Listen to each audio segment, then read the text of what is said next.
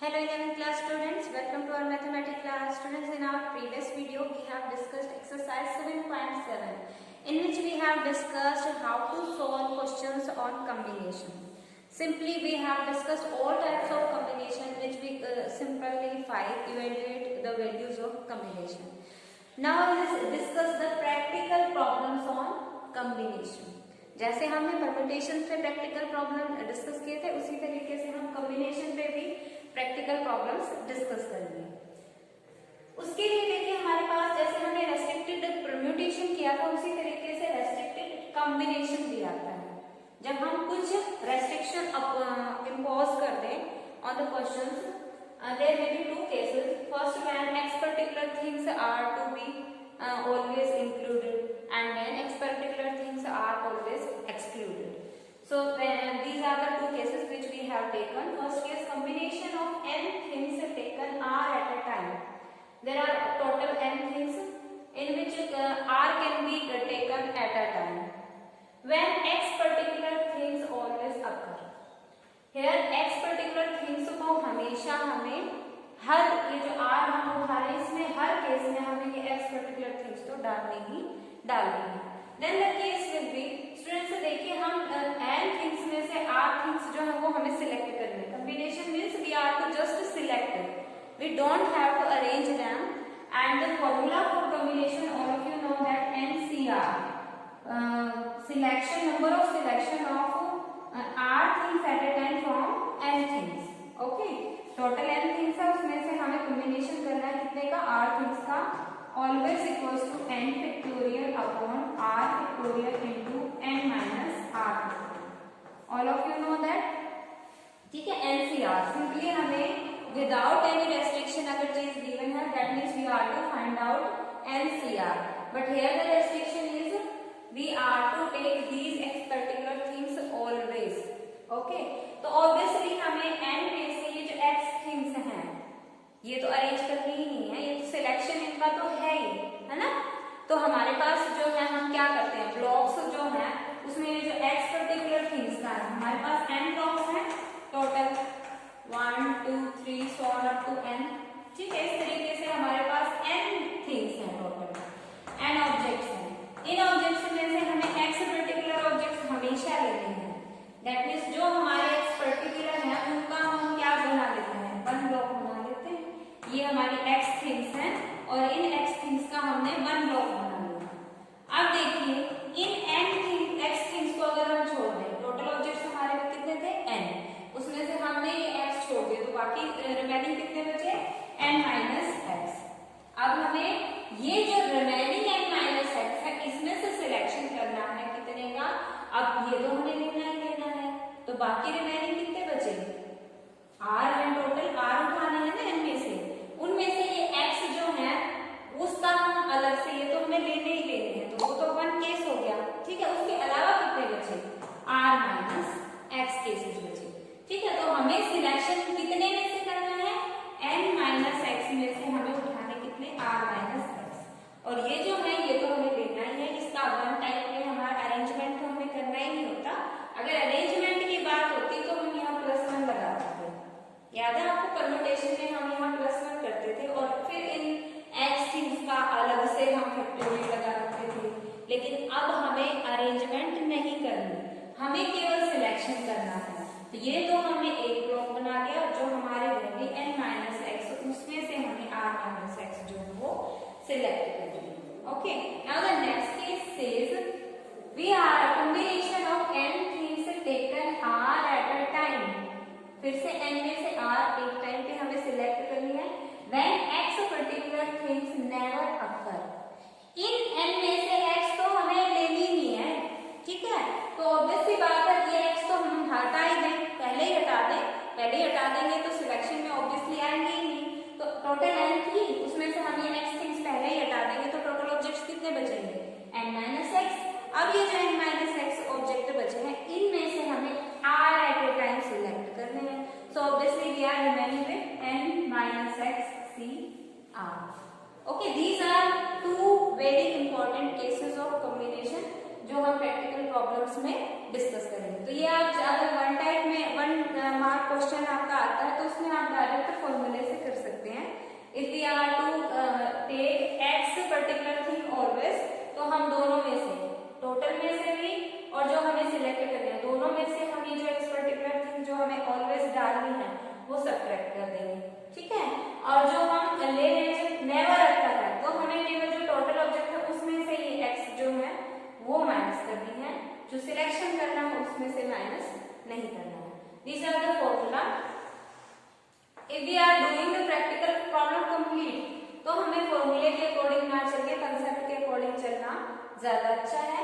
ये फॉर्मूले आपको लर्न तब चाहिए है जब हमें 1 मार्क का क्वेश्चन करना है, तो ज्यादा टाइम लेगा हमारा प्रोसेस कंप्लीट, तो उसके लिए आप जो है फॉर्मूला लर्न कर सकते हैं। Now let's start with our exercise. Our first question, we are discussing our exercise 7.8. Here in the first sum, we are to select in how many ways 5 sportsmen can be selected from a group of 10. We are asked to select any 5 sportsmen from the group of 10. So obviously ये बिल्कुल आपका simple है, NCR type में, यहाँ पे कोई भी restriction आपकी इम्पोज नहीं की गई है। We are to select R things from a group of n things, ठीक है। R एट ए टाइम हमें सिलेक्ट करनी है फ्रॉम n थिंग्स। यहाँ पे n की वैल्यू कितनी आ गई 10 और R की वैल्यू कितनी आ गई 5। सो टोटल पॉसिबल सिलेक्शन हमारे कितने हो जाएंगे? Total possible selection will be 10C5 and formula for NCR is n factorial upon R factorial into n minus R factorial. We'll put the value of n and R here. We'll have 10 factorial upon 10 minus 5 factorial into 5 factorial into 10 minus 5 factorial. That is 10 factorial, 10 minus 5, that is 5 factorial. So in the denominator we will have 5 factorial to 5 factorial. अब factorial हम अच्छे से सीख चुके हैं, बाकी सभी exercise में हमने प्रैक्टिस की है, परम्यूटेशन में भी प्रैक्टिस की है। हम क्या करते हैं, जनरली जो आपका न्यूमरेटर डिनोमिनेटर में से जो बड़े वाला फैक्टोरियल है उसको छोटे वाले में हम रिजोल्व करते हैं। 10 फैक्टोरियल को हम लिख सकते हैं 10 into 9 into 8 into 7 into 6 into 5 upon 5 factorial into 5 factorial. या फिर हमने सीधा फॉर्मूला में किया था, या तो हम ये लगाएंगे या फिर हमने क्या किया था, हम इसको रिजोल्व कर सकते हैं n into n minus 1 up to r factors upon r factorial. तो उसमें हमें ये तोड़ना नहीं पड़ेगा, है ना, सीधा ही देखिए हमने r फैक्टर्स तक लिखा है ना, r हमारा लिखा था 5, तो r फैक्टर्स तक हमने लिख दिया 1 2 3 5 फैक्टोरियल तक हमने इसे रिजोल्व कर दिया, 5 फैक्टोरियल दिया ना, 1 2 3 4 5 था हमारी r की वैल्यू 5 थी, हमने 5 फैक्टर्स तक ये लिख दिया और नीचे हमने r फैक्टोरियल लिखा है 5 फैक्टोरियल। तो हम डायरेक्टली भी कर सकते हैं, देखिए यहाँ से हमने 5 फैक्टोरियल कट कर दिया है, तब हमारा ये लगा सकते हैं हम सीधा ही, ठीक है। हमें फिर ये फॉर्मूला ओपन करने की जरूरत नहीं है, हम डायरेक्टली NCR के लिए ये फॉर्मूला यूज कर सकते हैं। Will open n into n minus 1 up to the number of terms of R। तो R 5 है तो हमने 5 टर्म्स लिखे हैं 10 1 2 3 4 5, ठीक है। यहाँ तक करने के बाद नीचे हमें लिखना है R फैक्टोरियल, R की वैल्यू यहाँ पे क्या है 5, we have written 5 factorial. Directly भी हम लिख सकते हैं ऐसे तोड़ने की बजाय, ठीक है। फिर हमें ये फॉर्मूला शो करना पड़ेगा NCR equals to this, okay। Now 5 factorial can be written as 5 into 4 into 3 into 2 into 1. Now 3 2s are 6, 5 2s are 10, 4 2s are 8, 7 2s are 14, 9 2s are 18, 18 into 14, 14 8s are 112, 14 1s are 14 plus 11 25, 250। 2 ways से हम जो है 5 sportsmen can be selected from a group of 10। इस तरीके से हमें combination के sums जो है वो सॉल्व करने हैं। Now come to our next sum. In the next sum we are asked how many different kinds of return tickets must be prepared from a railway line with 16 stations। देखिए यहाँ पे हमें क्या कहा गया है, excuse me, here in this sum देखिए हमें क्या करना है, we are having total 16 station. Okay, तो 16 स्टेशन में से हम किसी भी स्टेशन के लिए रेलवे टिकट बनवा सकते हैं, but we are to prepare 2 tickets. Okay, that means हमें 16 स्टेशन में से केवल 2 स्टेशन के लिए रेलवे टिकट बुक करानी है। सो total possible selection will be 16C2, because total choices हमारे पास कितनी है 16, उसमें से हमें कितने सिलेक्ट करने हैं 2 eight a time. So total हमारे पास 16 है, उसमें से हमें 2 उठाने हैं। Our answer will be 16 into 15 because there are 2, r की वैल्यू क्या है 2, so we will write n into n-1 upon 2 factorial here। वैल्यू ऑफ n is 16, नीचे आपका 2 factorial 2 आ जाएगा, 2 1s are 2, 2 8s are 16, 15 8s are 120। Okay, in the next question, in how many ways can a party of 4 be selected out of 9? तो यहाँ पे n की value क्या है, in the third sum we are to select a party of 4, ठीक है, we are to select a party of 4 from 9 persons में से हमें 4 की पार्टी जो वो सिलेक्ट करनी है। अब उसमें 2 पार्ट्स जो है वो है, if one man is always to be included in the first case and excluded in the second case, तो 2 केस बनाते हैं, one man must be included in the first case, we are to include a particular man, and in the second case we are to exclude that, must be excluded। तो ये आपकी जो हमारे दोनों restricted वाले case थे वही आ गए यहाँ पे। देखिए फर्स्ट केस में हमने क्या किया था, x particular things always occur, always occur मतलब ऑलवेज इंक्लूडेड, और कितने हैं यहाँ एक्स की value 1, 1 man must be included, so here our total is 9। सो पॉसिबल सिलेक्शन,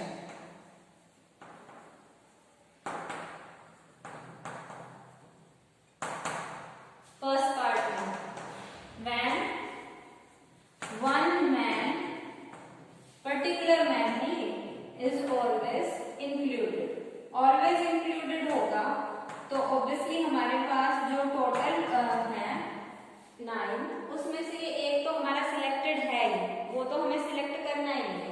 हमारे पास सिलेक्शन कितने की बची, 3 की बची, और कितने में से सिलेक्ट करने हैं, 8 में से सिलेक्ट करने हैं, ठीक है। तो ऑब्वियसली एक तो हमारा सिलेक्ट हो चुका है, मल्टीप्लाई बाय सिलेक्शन कितने की बची 4, 3 और सिलेक्ट करने हैं आउट ऑफ 8C3। और answer will be 8 factorial upon 3 factorial into 8 minus 3 factorial, that is 5।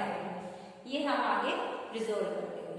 In the second part we are to exclude that, तो पहले ही हम उसे निकाल दें तो हमेशा ही एक्सक्लूडेड रहेगा, तो हमारा जो टोटल 9 है उसमें से जो हमें एक्सक्लूड करना है 1 वो पहले ही हटा देते हैं, तो बचे कितने 8। अब इन 8 में से हमें कितने सिलेक्ट करने हैं 4।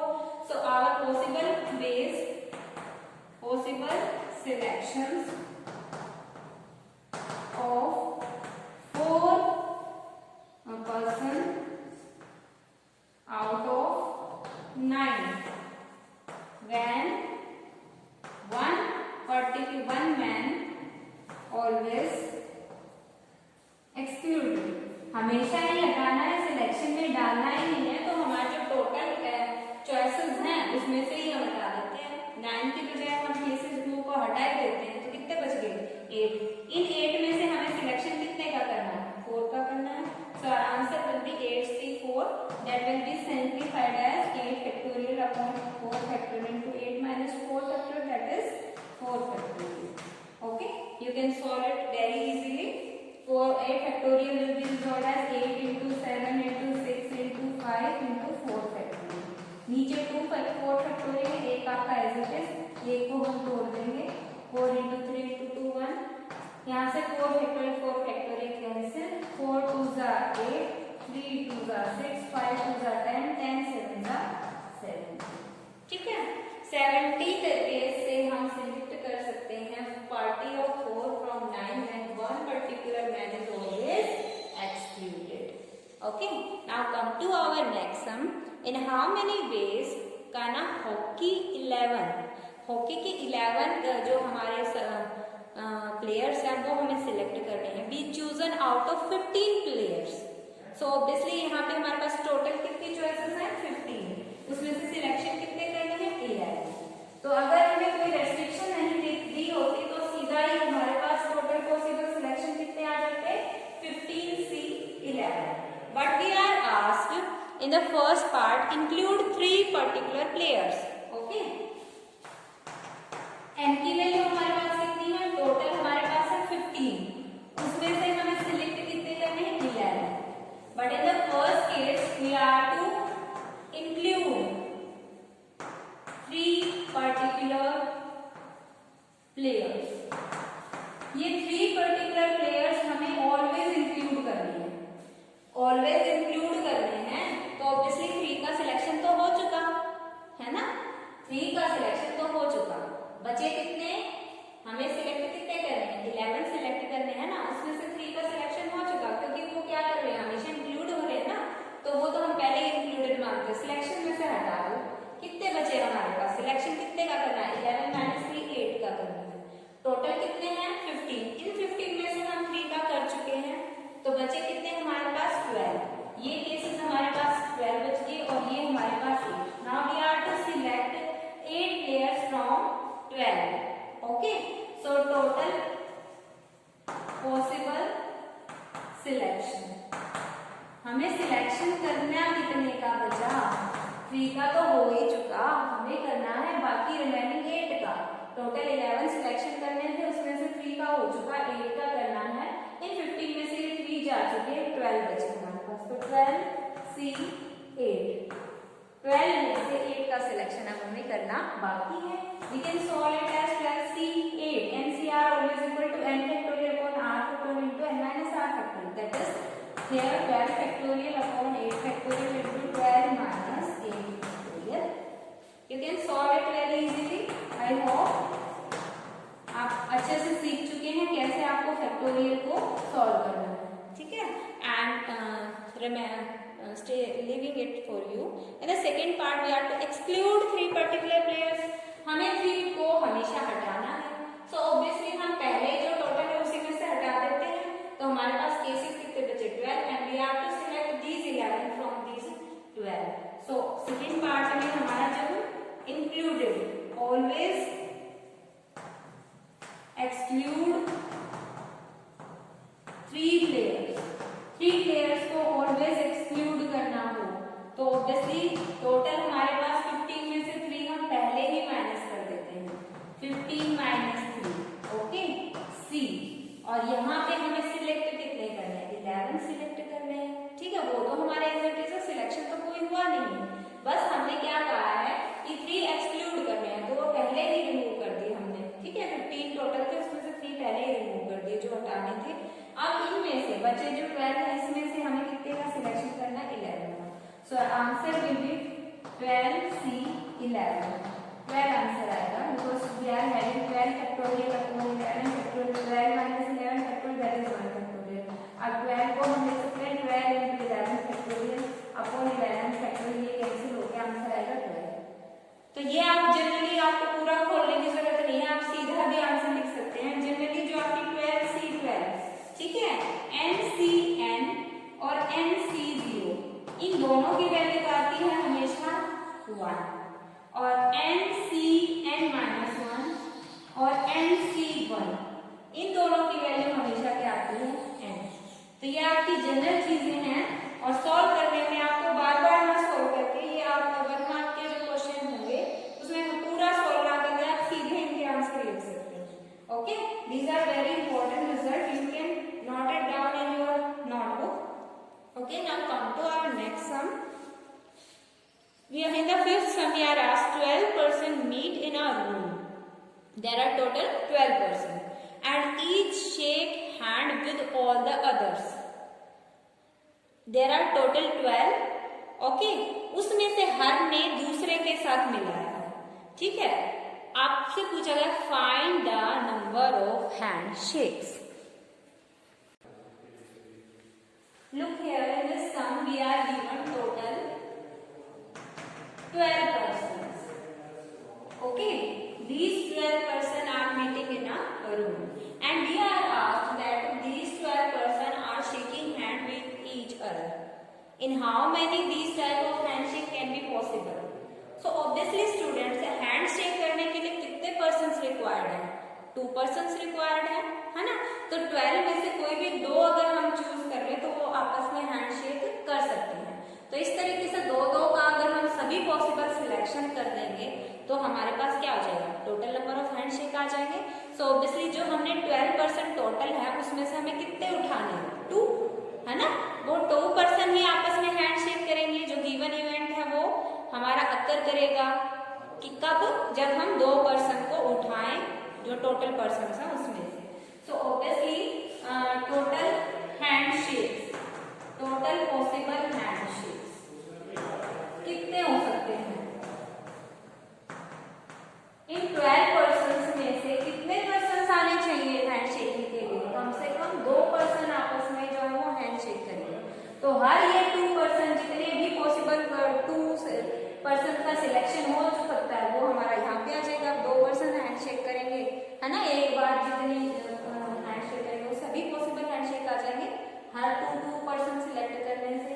तो obviously our answer number of handshakes will be 12 factorial upon 2 factorial into 12 minus 2, that is 12 factorial upon 2 into 12 minus 2, that is 10 factorial. Now 12 can be resolved as 12 into 11 into 10 factorial. This 10 factorial get cancelled and 2 6 are 12. So total number of handshakes will be 66. Very important sum. Generally ये sum आपका आ जाता है, very important sum. In the next we are asked in how many ways can 4 white balls and 6 black balls be arranged in a row? ठीक है, हमारे पास total 4 white है and 6 black है। इन्हें एक रो में अरेंज करना so that no white ball are together।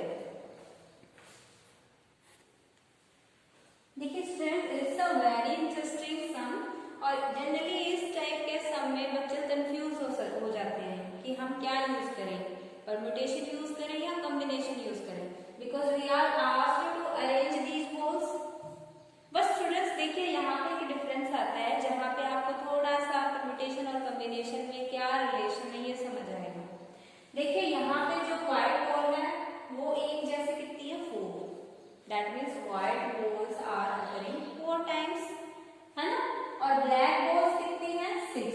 That means black balls are occurring 6 times. तो अगर हम इसे परम्यूटेशन के तरीके से अगर करते तो यहाँ पे हमें 10p में से हमें इनको सिलेक्ट तो करना था, अरेंज तो करना ही था। 10p 10 सभी को सिलेक्ट अरेंज करना है ना, लेकिन अब इस अरेंजमेंट भी हम पहले ब्लैक को कर देते क्योंकि व्हाइट बॉल इकट्ठी नहीं आनी थी, तो हम पहले क्या करते हैं? ब्लैक को कर देते हैं है ना। जो हमारे पास 6 ब्लैक बॉल्स है 1 2 3 4 5 6, ठीक है, ये हमने पहले 6 प्लेसेस पे अरेंज कर दी। अगर हम परम्यूटेशन के तरीके से देखें पहले वो समझिए, ठीक है, फिर हम कॉम्बिनेशन पे आते हैं ताकि आपको अच्छे से समझ आए what is the difference between these two and what is the relation. ठीक है, आप कंफ्यूज नहीं होंगे। फिर देखिए पहले हम ऐसे ही करते थे अरेंजमेंट में, अगर हमें कोई भी 2 इकट्ठा नहीं रखना है तो हम जो अदर वाला है पहले उसी को अरेंज कर देते हैं, फिर इन बिटवीन जो है हम जो रिमेनिंग रह गए उनको बिठा देंगे। ठीक है, तो यहाँ पे हमने 6 प्लेसेस पे पहले 6 ब्लैक बॉल्स को जो है अरेंज कर दिया। This can be done in 6p6, that is 6 factorial way से हमने ऐसा कर दिया। ओके, नाउ हमें अरेंज करनी है व्हाइट बॉल्स। अब व्हाइट बॉल्स के लिए कौन कौन से प्लेसेस बचिए? This place, this this this this this this, है ना। आगे पीछे कहीं से भी शुरुआत हो सकती है, कोई दिया तो नहीं दिया कि हमें स्टार्टिंग ब्लैक से करना है या व्हाइट से, बस एक आ गया है no two white are coming together, इकट्ठे नहीं आना चाहिए व्हाइट। ठीक है, तो हम इन बिटवीन बिठा सकते हैं, स्टार्टिंग में एंड में भी हो सकती है। तो देयर आर 1 2 3 4 5 6 7 पॉसिबल वेज है और उसमें से हमें अरेंज कितनी करनी है? 4। So this can be done in 7p4 ways. Okay, तो ये तो अरेंजमेंट किसका हो गया? ब्लैक बॉल्स का। ये हो गया व्हाइट बॉल्स का।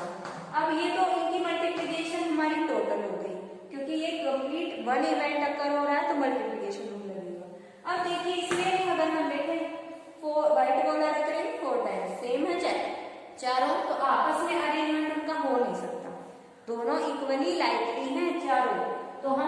फैक्टोरियल से डिवाइड करेंगे। सिमिलरली जो 6 ब्लैक है वो भी बिल्कुल इक्वली लाइकली है, तो यहाँ पे भी हमें 6 फैक्टोरियल से डिवाइड करना पड़ेगा। तो यहाँ से देखिए टोटल देखिए तो 66 भी हमारा क्या है 6 फैक्टोरियल, और यहाँ से 74 को देखिए 7 इंटू 5 इंटू 7 इंटू 6 इंटू 5, और यहाँ से आगे करेंगे तो 4 फैक्टोरियल नीचे ऊपर से कट हो जाएगा।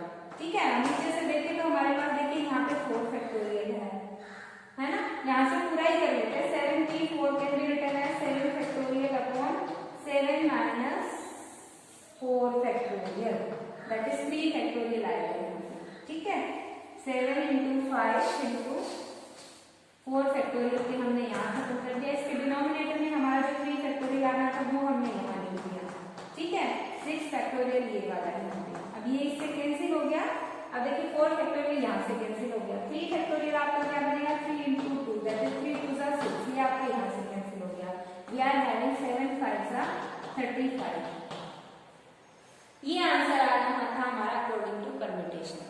ठीक है, लेकिन अगर हम कॉम्बिनेशन में चल रहे हैं तो कैसे करें?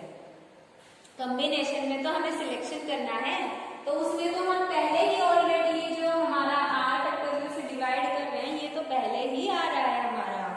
ठीक है, तो व्हाइट बॉल्स को जो हमारी सेम अंकर कर रही है वो हम पहले ही यहाँ डिवाइड कर रहे हैं ना। यहाँ देखिए जब व्हाइट का करेंगे ब्लैक का करेंगे r फैक्टोरियल से हम ऑलरेडी डिवाइड कर रहे हैं, because we are not including the arrangement of this, we are just selecting this.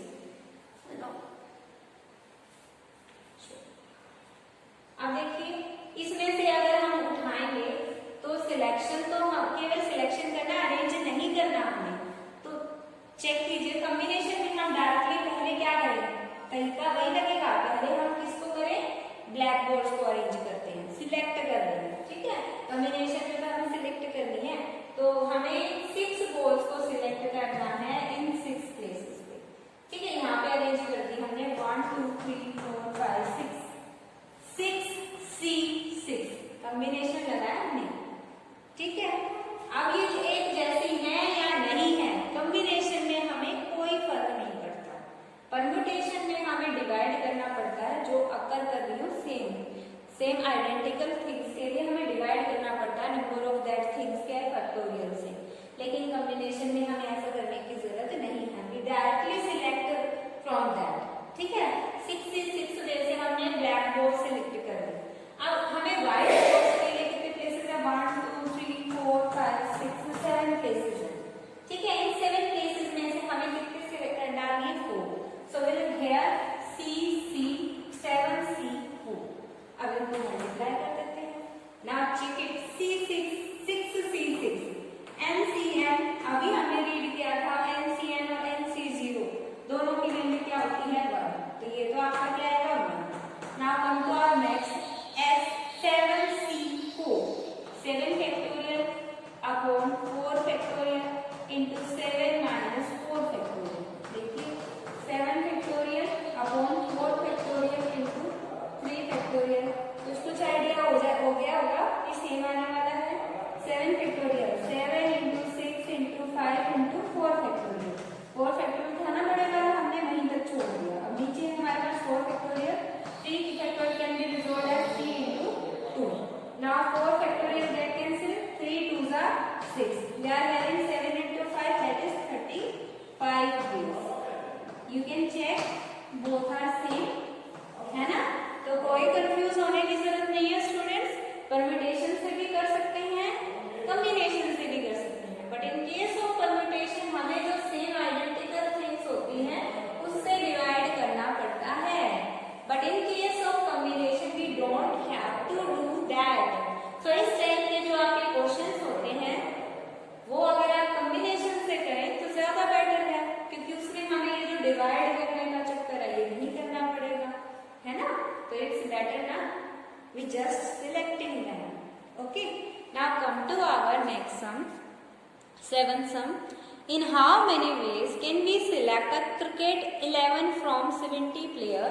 ठीक है, टोटल हमारे पास कितने हैं 17 players, we have to select 11 from them.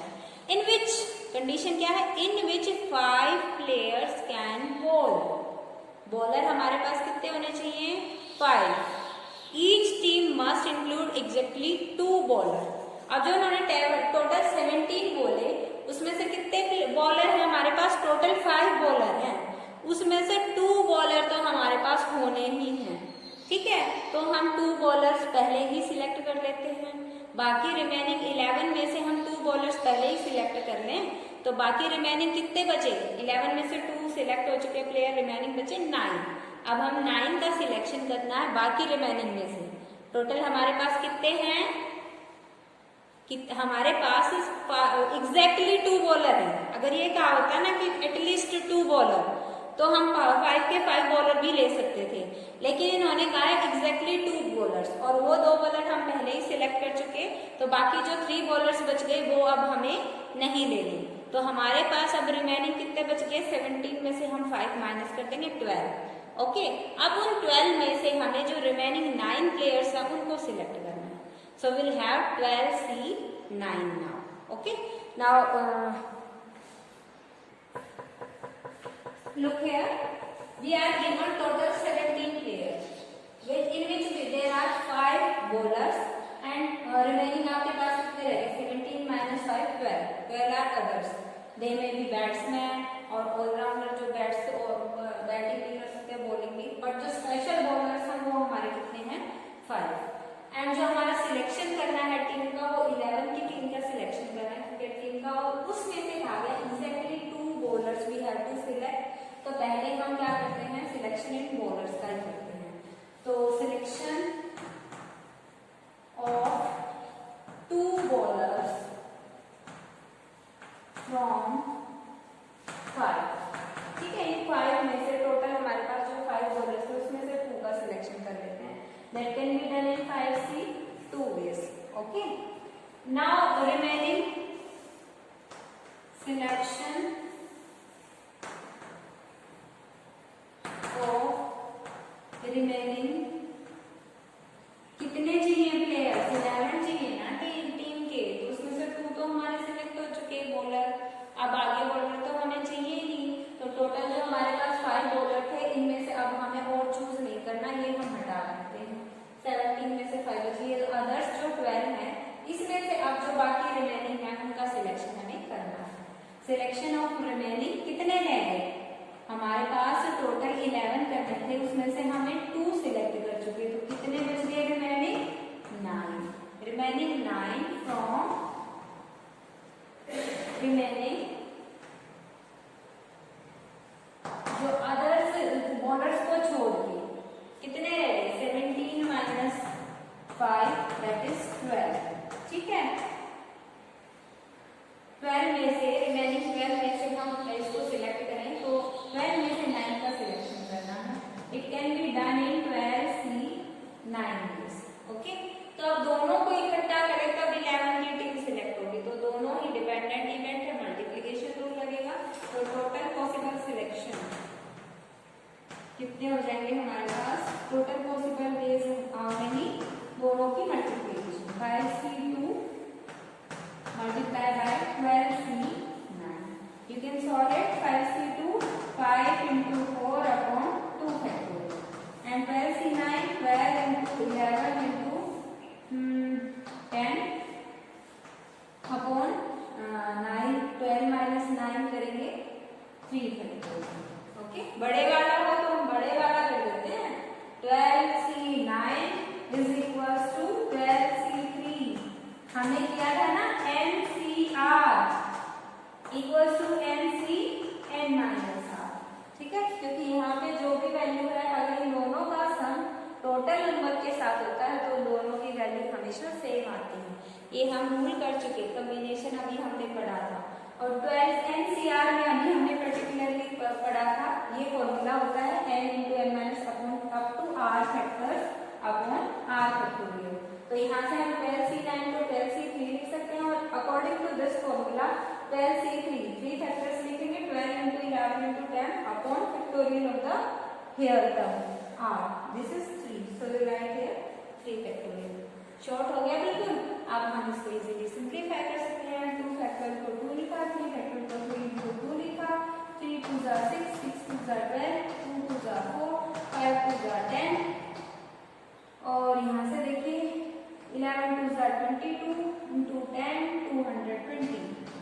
So we will have 2200 days. Okay, this will be our answer. Now come to our next sum.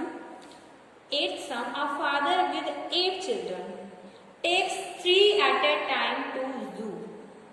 Total 8 children है, उसमें से वो कितने ले जाते हैं? 3 ले जाते हैं. As often as he can without taking the same children together more than once. Okay, ये क्या कह रहा है? जनरली वो क्या करते हैं? Without taking the same 3 children together more than once.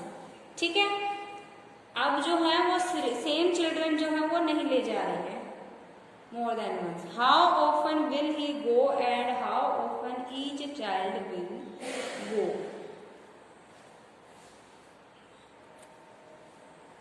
Look here. Here we are given total children 7. We are having total 7 children, and from these 7 children, 3 children are to be selected to go to the zoo. Okay. तो इनमें से 2 selected to be selected. कितने select करने हैं हमें? 3.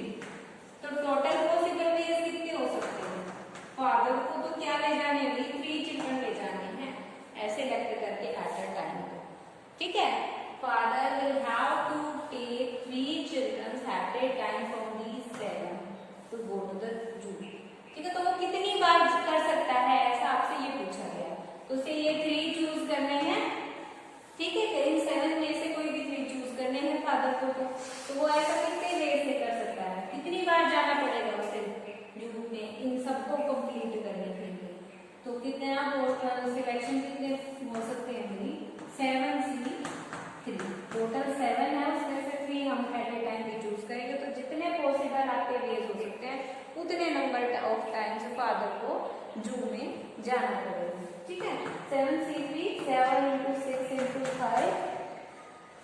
7 से 3 will be equal to 7 से 4. All of you know. So यहाँ से यहाँ पे भी छोड़ सकते हैं हम, ये ज्यादा बेटर है. Upon 3 factorial. 3 factorial can be done as 3 into 2 that is 6 times 35. Father को कितने टाइम्स? सॉरी 35 नहीं चाहिए. We are having not 7, we are having total 8 children. Sorry students, यहाँ पे हमारे पास टोटल 8 चिल्ड्रन हैं. ठीक है, इन 8 चिल्ड्रन में से 3 को सिलेक्ट करना है. So we are having here 8 into 7 into 6. So 6 get cancelled. We are having 56. Father को टोटल कितने टाइम्स जाना पड़ेगा? 56 times. Okay, father will have to go to zoo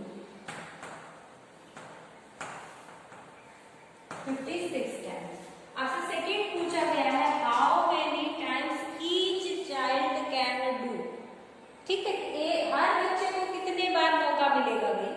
अब देखिए ईच चाइल्ड, अगर एक चाइल्ड को हम फिक्स कर दें कि भाई इसे तो जाना ही जाना है, तो उसके बेस निकल आएंगे ना कि वो एक पर्टिकुलर चाइल्ड कितने टाइम्स पे जा सकता है. Okay, let one particular child always selected. अगर एक को हम सिलेक्ट कर रहे हैं ऑलवेज, तो ऑब्वियसली हमारे पास बाकी 3 ले जा सकते हैं ना फादर. उसमें से एक तो हमारा ऑलरेडी सिलेक्ट हो चुका, तो उससे तो हमें छेड़ना नहीं. बाकी और कितने की सिलेक्शन करनी है? 2 और की करनी है. How many? यहाँ पे 8 में से 1 तो पहले ही सिलेक्ट हो चुका, तो 7 बच गए. इन 7 में से 2 की सिलेक्शन और करनी है. तो other 2 can be selected in how many ways? 7 3 2 ways. ठीक है, तो टोटल पॉसिबल वेज कितने हो जाएंगे? 7 से 2 ही हो जाएंगे. ये तो 1 चाइल्ड सिलेक्ट हुआ है, 7 से 2 है ना. हाँ, टोटल पॉसिबल वेज कहें या फिर कहें each child will go to zoo. कितने टाइम्स जाएगा भाई? 7 से 2 times. That is 7 into 6 upon 2 factorial. That is 2. 2 3s are 6. 7 3s are 20. 21 times each time each children जो है वो जाएगा. 121 टाइम्स मिलेगा, और जबकि फादर कितने बार गए हैं 56 टाइम। बहुत ही इंटरेस्टिंग क्वेश्चन था। देखिए in the 9th sum we are given a committee is to consist of 4 men and 3 women। तो टोटल हमारे पास कितने हैं भाई 7 है, 7 से मिलके 7 पर्सन से मिलके कमेटी बनी है, और जिसमें कि 4 मैन है 3 वुमेन है। How many different committees are possible if 7 man and 5 women are eligible. Look here in the sum we are asked, we are given total eligible men are there 7 and eligible women are there total 5। Okay, इनमें से हमें committee select करनी है। Committee के अंदर total man है 4 and women है 3। ठीक है, हमें पूछा गया how many this type of committee is possible. तो हम जो 7 मैन है उनमें से कोई भी 4 जो हमारे 7 एलिजिबल है उनमें से कोई भी 4 चूज कर सकते हैं। ठीक है, सातों के सातों आपके एलिजिबल हैं, उनमें से कोई भी उठा सकते हैं हम 4। तो man can be selected in how many case 7 3 4 ways। Okay, similarly हमारे पास 5 एलिजिबल वुमेन है, उनमें से 3 सिलेक्ट करनी है। Women can be selected in total आपके पास वुमेन है 5, उसमें से सिलेक्ट कितने करनी है 3, 5 3 ways। सो टोटल पॉसिबल वेज कितने होंगे। अब ये दोनों मिलके ही मैन वुमेन मिलके ही कमेटी बनाएंगे ना, 4 मैन और 4 मैन, और यहाँ पे हमें 3 वुमेन चूज करनी है। दोनों मिलके ही हमारे क्या बनाएंगे कमेटी बनाएंगे। टोटल पॉसिबल वेज या टोटल पॉसिबल कमेटी आपसे जो भी पूछा गया है वो आपके पास कितने आ जाएंगे, दोनों की मल्टीप्लिकेशन। क्योंकि ये कंप्लीट इवेंट है, मिलके ही बनाएंगे तो मल्टीप्लिकेशन करना पड़ेगा। 7c4 × 5c3। अब इसको हम सोल्व कर सकते हैं। 7c4 7 × 6 × 5। 7c4 को हम 7c3 भी लिख सकते हैं क्योंकि 4 + 3 = 7। तो यहाँ से हम 7c3 को क्या लिख सकते हैं 7 × 6 × 5 3 फैक्टर्स हो गए अपॉन 3 फैक्टोरियल। ओके, देखिए यहाँ पे हम ये रूल लगा रहे हैं, इससे हमारा शॉर्ट हो गया कॉम्बिनेशन को खोलना, और ये रूल लगा रहे हैं NCR = NCR -1। इन दो को अगर आप लर्न कर लेंगे बहुत ही इजी हो जाएगा कॉम्बिनेशन को सोल्व करना। इंटू 5c3 को क्या लिख सकते हैं 5 × 4। 5c3 को देखिए हम 5 × 3 2 भी लिख सकते हैं, क्योंकि 3 + 2 = 5 होता है। तो इन दोनों की वैल्यू आप चेक कर सकते हैं, देख सकते हैं इक्वल ही आएगी। 5 × 4 अपॉन नीचे डिनोमिनेटर में राइट करेंगे 2 फैक्टोरियल दैट इज 2। तो यहाँ से देखिए 3 फैक्टोरियल 3 × 2 3 × 2 = 6 2 × 2 = 4 विल हैव here 7 × 5 = 35 5 × 2 = 10 35 × 10 350 वे से हम कमिटी जो है वो कंस्ट्रक्ट कर सकते हैं। Now in the 10th sum we are asked a committee of 8 is to be selected out of 6 males and 8 females। There are total 6 males and 8 females। In how many ways committee कितने की बनानी है 8 की बनानी है। अब देखिए आगे कहा गया in how many ways can it be formed so that males may not be outnumbered. Okay, outnumbered मतलब जो आपके टोटल मेल्स हैं कितने हैं 6 मेल्स हैं, कमेटी बनानी है 8 की, तो भाई आउटनंबर्ड नहीं होने चाहिए। 6 से ज्यादा मेल्स तो हमारे आ ही नहीं सकते। ठीक है, तो मैक्सिमम पॉसिबल मेल्स हम कितने डाल सकते हैं 6 मेल्स। तो अलग अलग कंस्ट्रक्शन हो सकती है, जब हम क्या लें 6 मेल्स लें, जब हम 5 मेल्स लें। ठीक है, इस तरीके से। ओके, मैक्सिमम हमारे पास कितने हो सकते हैं 6 मेल्स एंड 2 आपके पास फिर फीमेल्स कितनी होंगी 2 फीमेल्स हो जाएंगी, है ना। नेक्स्ट हमारे पास टोटल लिखो पहले। टोटल हमारे पास क्या है 6 मेल्स हैं and we are having 6 males and 8 females. To select total 8 person, total 8 person को हमें सिलेक्ट करना है। टोटल हमारे पास कितने हैं 14 हैं। इन 14 में से 8 को सिलेक्ट करना है, लेकिन उसके लिए कंडीशन डाल दी है कि भाई हमारे पास जो मेल है ना वो उसके नंबर से आउट नहीं होने चाहिए। तो हम ये जो है 14C8 के तरीके से अगर कर देते तो उसमें हम कुछ भी हो जाता है, लेकिन यहाँ पे हमारे पास फिक्स है कि मेल 6 है 8 फीमेल है, तो यहाँ से 6 से ज्यादा मेल तो हो ही नहीं सकते। First case is when males are 6। Second case हमारा क्या बनेगा, जब हम 5 मेल्स उठा लें, फीमेल्स हमारे पास कितनी रिमेनिंग रह जाएंगे, हमारे पास टोटल पर्सन सिलेक्ट करने 8, सो 6 मेल्स 2 फीमेल्स हो गए। नेक्स्ट जब हम 5 मेल्स लेंगे तो वुमेन्स कितनी सिलेक्ट करनी पड़ेगी, 3 फीमेल्स सिलेक्ट करनी पड़ेंगी। नेक्स्ट को पॉसिबल वे क्या रहेगा, जब मेल्स क्या आ जाए 4 आ जाए, 4 मेल्स आ जाए 4 फीमेल्स आ जाए, तो सारे केसेस हो गए हमारे पास वही है ना, आउट नंबर्ड नहीं होने चाहिए थे। तो हमारे पास देखिए दोनों 4 4 सभी जो है वो यूज हो चुके हैं, 4 3 2 सारे जो है फीमेल्स यूज हो चुके हैं, सारे मेल्स यूज हो चुके हैं, 6 के 6 मेल्स यूज हो चुके हैं, 5 हो चुके, जब एक मेल की बजाय अगर फीमेल आ जाए, ठीक है, सारे केसेस आ गए और ये इंडिपेंडेंट है। अब ध्यान देने की बात है कि ये जो हम सिलेक्शन कर रहे हैं इसमें हमारी फीमेल भी सिलेक्ट हो चुकी मेल, और दोनों के सिलेक्शन से टोटल 8% सिलेक्ट हो चुके हैं।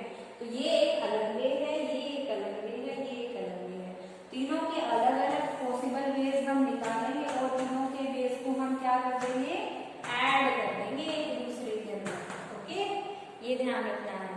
अगर हम देखें यहाँ पे 6 मेल 2 फीमेल का, तो आपस में जो सिलेक्शन करेंगे उसमें तो हमारा कौन सा लगेगा, मल्टीप्लीकेशन रूल, ठीक है।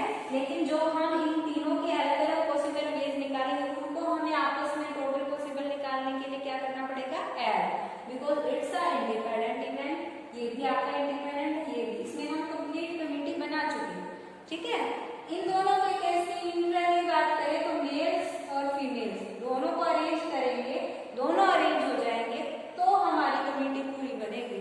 तो इनके वेज को तो हमें मल्टीप्लाई करना पड़ेगा, लेकिन ये कमिटी अलग बन चुकी, ये अलग बन चुकी, ये अलग, तो ये कंप्लीट इंडिपेंडेंट इवेंट है। तो इनके जो हमारे पॉसिबल केस आएंगे इनको हमें क्या करना पड़ेगा, ऐड। तो ये बहुत ही इंपॉर्टेंट थिंग्स है, कई बार इसमें कंफ्यूज हो जाते हैं कि इसमें ऐड करें या मल्टीप्लाई करें।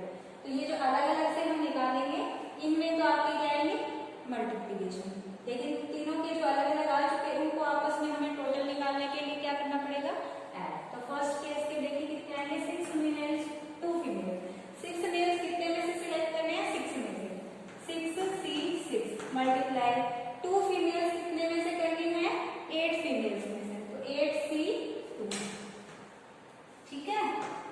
नेक्स्ट में देखें 5 मेल्स चूज कर लेना आउट ऑफ 6 मेल्स, 6 में से 5 सिलेक्ट करने हैं, और 3 फीमेल सिलेक्ट करनी है 8 फीमेल में से, तो इसके क्या आ जाएंगे 8C3। नेक्स्ट में देखिए 4 फीमेल्स सिलेक्ट करने हैं आउट ऑफ 6 मेल्स, 6C4, और यहाँ पे फीमेल्स देखिए 4 फीमेल सिलेक्ट करनी है out of total 8 females, 8C4। ये जो हमारे केसेस आए इनको अलग अलग करके टोटल पॉसिबल वेज हमारे, टोटल वेज हमारे कितने हो जाएंगे, 6C6 सोल्व होके हमारे तीनों को ऐड कर देंगे, ठीक है। तीनों आपके मल्टीप्लिकेशन क्या हो जाएंगे, ऐड। तो यहाँ पे मैं यहाँ एडिशन लगा दे रही हूँ, ठीक है। इनको हमें जो भी वैल्यूज आएंगे उनको ऐड करना, वैल्यूज देखिए यहाँ निकालते हैं 6C6, आंसर क्या आएगा 1, ठीक है। 8C2 8 into 7/2, ये आपका फर्स्ट केस आ जाएगा, प्लस नेक्स्ट में देखिए 6C5, इसकी वैल्यू आएगी 6, ठीक है। NCn-1 और NC1 दोनों की वैल्यू क्या होती है n, और NC0 और NCn दोनों की वैल्यू क्या होती है 1, ठीक है।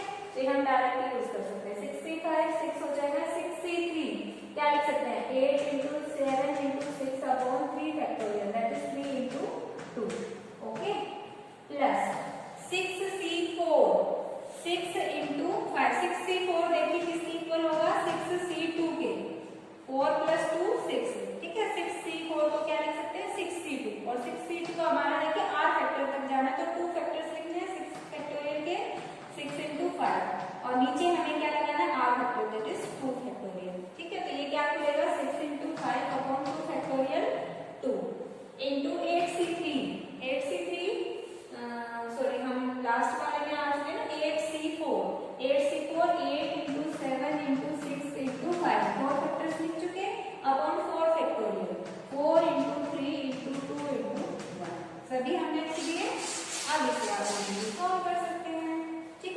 2 जा 6 cancel here, 4 2 जा 8 cancel here, 3 2 जा 6, 2 से 2 cancel, ओके 2 4 जा 8 here। यहाँ से देखिए क्या बचा है हमारे पास 1 into 4 into 7, 7 4 जा 28 प्लस यहाँ से देखिए 8 7 6 जा 42, 42 into 8, 8 2 जा 16, 8 4 जा 32, 33, 336 प्लस यहाँ पे देखिए 6 5 जा 30 और यहाँ से देखिए 7 5 जा 35, 35 into 30, 0 3 5 जा 15, 3 3 जा 9 10, 1050। तीनों को ऐड कर दीजिए 1050, 336, 28, we have 14, 5, 3, 8, 10, 11, 4, 1414। ओके, बहुत ही इंपॉर्टेंट सम है स्टूडेंट्स, जनरली इस टाइप के सम्स आ जाते हैं, ठीक है, तो बहुत ही ध्यान से, और इसको सिंप्लीफाई करने में कई बार कंफ्यूज हो जाते हैं, तो ये जो शॉर्टकट तरीके से जो हमने किया है इन दोनों फॉर्मूलेज का यूज करके बहुत ही अच्छे से आप बहुत कम करेक्शंस के साथ, मिस्टेक्स के साथ जो है कॉम्बिनेशन सॉल्व कर सकते हैं। You must use these two formulas for solving combination. Now in the next sum, 11th sum, we are asked a committee of 7 is to be formed from 9 boys and 5 girls. ठीक है, तो total आपके पास 7 की committee बनानी है, जैसे हमने इसमें 8 की कमेटी बनाई थी फ्रॉम 6 मेल 8 फीमेल्स, यहाँ पे हमारे पास 9 बॉयज और 5 गर्ल्स, 7 की कमेटी हमें बनानी है। कंडीशन है इन how many ways can this be done if it contains 2 girls. तो पहला केस है 2 गर्ल्स हमें डालनी है, तो जैसे हमारा क्रिकेट टीम हमने बनाई थी उसमें हमारे पास टोटल 17 थे, उसमें से 5 बॉलर थे, तो 12 अदर्स थे, 5 बॉलर्स थे, तो वैसा ही केस हो गया, हमारे पास 9 बॉयज है 5 गर्ल्स है, तो पहले 2 जो गर्ल्स है वो चूज कर लेंगे, जैसे हमने 2 बॉलर चूज किए थे, है ना, तो बहुत ही ईजी है। और नेक्स्ट में है एट लीस्ट 2 गर्ल, तो जैसे उसमें हमने एग्जैक्टली 2 गर्ल्स, एग्जैक्टली 2 बॉलर वाला केस था, उसमें तो हम क्या करते हैं भाई, अब बाकी जो रिमेनिंग 3 बच गए उसको बिल्कुल ही एक्सक्लूड कर देते हैं, लेकिन इसमें क्या है एटलीस्ट 2 गर्ल्स का है, एटलीस्ट 2 गर्ल्स, तो 2 गर्ल्स भी ले सकते हैं हम, 3 भी ले सकते हैं, 4 भी ले सकते हैं, 5, मैक्सिमम आपके पास कितनी है 5 गर्ल्स है, तो सारे केसेस आप ले लेंगे, when there are 2 girls, when there are 3 girls, 4 girls, 5 girls, 4 girls तक, 5 गर्ल्स तक हम केसेस ले लेंगे, ठीक है। You are to do its yourself, I hope you can do it, ठीक है, this you are to do yourself. In the 12th sum, we are asked in an examination a candidate is required to pass in 4 different subjects. पास होना है कितने different subject में, 4 different subject में। In how many ways can he fail, there are 4 different subjects और उसमें पास होना उसे, तो वो फेल कितने वेज में, चारों में से वो किसी एक में भी फेल हो गया तो वो फेल हो जाएगा। तो कितने तरीके से हो सकता है कि भाई पहले हम केस उठाएं कि वो 1 सब्जेक्ट में फेल हो जाए, दूसरा केस उठाएं कि वो 2 सब्जेक्ट्स में फेल हो जाए, तीसरा उठाएं 3 में फेल हो जाए, चौथा उठाएं 4 में फेल हो जाए। चारों केसेस में फेल है तो चारों केसेस अलग अलग से हम निकालेंगे, है ना। पहले केस में when he fail in 1 subject, दूसरा case when he fail in 2 subjects, ठीक है। तो फर्स्ट केस ये है हमारा क्वेश्चन नंबर 12। टोटल 4 सब्जेक्ट्स हैं हमारे पास, तो पहला case when fail in 1 subject, तो वो चारों में से किसी एक में भी फेल हो जाएगा, भी रिजल्ट आपका फेल ही आएगा। केस में से हो सकता है 4C1, चारों में से किसी एक में भी